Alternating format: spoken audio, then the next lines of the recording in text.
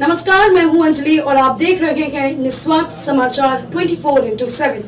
तो आइए शुरुआत करते हैं आज की बड़ी खबर से। आपको बताते चले, जनपद बरेली के सुभाष नगर थाना क्षेत्र में 21 अक्टूबर को धर्मशाला के अंदर राजेंद्र मौर्य मृत अवस्था में पाए गए थे। मृतक राजेंद्र मौर्य के पोस्टमार्टम में हत्या की पुष्टि हुई थी। पोस्टमार्टम की रिपोर्ट आने के बाद पुलिस ने हत्या का मुकदमा दर्ज कर कातिलों की तलाश शुरू कर दी थी। आज सुभाष नगर पुलिस ने रामजी सिंह उर्फ गौरव सिंह पुत्र करण सिंह निवासी सिमरा बोरीपुर थाना फरीदपुर और उसके साथी बिथरी चैनपुर के गांव गोपालपुर नगरिया निवासी शिव कुमार पुत्र विनोदपाल सिंह चौहान को मिलक रौंदी तरह से गिरफ्तार कर हत्या में प्रयुक्त मोटरसाइकिल बरामद की। रामजी सिंह ने बताया कि राजेंद्र मौर्य शराब पीने का आदी था, वह उसको भी शराब पिलाता था। एक रात्रि राजेंद्र मौर्य ने रामजी सिंह को शराब पिलाकर गलत कार्य करने का प्रयास किया, जिससे नाराज होकर रामजी सिंह ने अपने दोस्त से मिलकर राजेंद्र मौर्य की हत्या कर दी और फरार हो गया। किया है हत्याकांड का क्या मामला था और किस तरह से पूरा हत्याकांड हुआ? थाना सुभाष नगर में बालाजी मंदिर के पास एक गोडाउन था, उसमें एक व्यक्ति की डेड बॉडी मिली थी जिसको कि पीएम के बाद स्ट्रैंगुलेशन आया। उसमें गहनता से जानकारी की गई, बहुत सारे सर्विलांस की सहायता ली गई और उसके साथ साथ सुभाष नगर पुलिस टीम ने इसमें काफ़ी गहनता से कार्य किया। उसके बाद पता लगा कि वहाँ पर रहने वाले जिनका घर है उनका एक नाती था जो वहाँ पर रहता था, जिसका नाम रामजी है, गौरव सिंह है।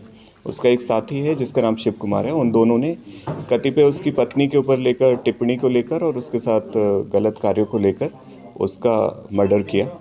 उसमें एक तार था जो बरामदगी हुई है उसकी, और उसके साथ साथ हमने उनसे पूछने का प्रयास किया कि क्या हुआ, तो उन्होंने ये बताया कि मेरे साथ गलत कार्य करने की चेष्टा की और उसके साथ साथ पत्नी को भी गलत कहा, इसलिए उसने उसका मर्डर किया। इसमें सुभाष नगर पुलिस टीम ने बहुत अच्छा कार्य किया, दोनों की गिरफ्तारी की गई। उस दिन क्या हुआ था? साथ में बैठ के पार्टी मना रहे थे, क्या कर रहे थे घटना वाले दिन, किस तरह से पूरा? जैसा बताया गया कि पहले भी वो लोग एक साथ बैठकर शराब पी चुके थे और साथ साथ बैठ के कई बार पीते भी थे।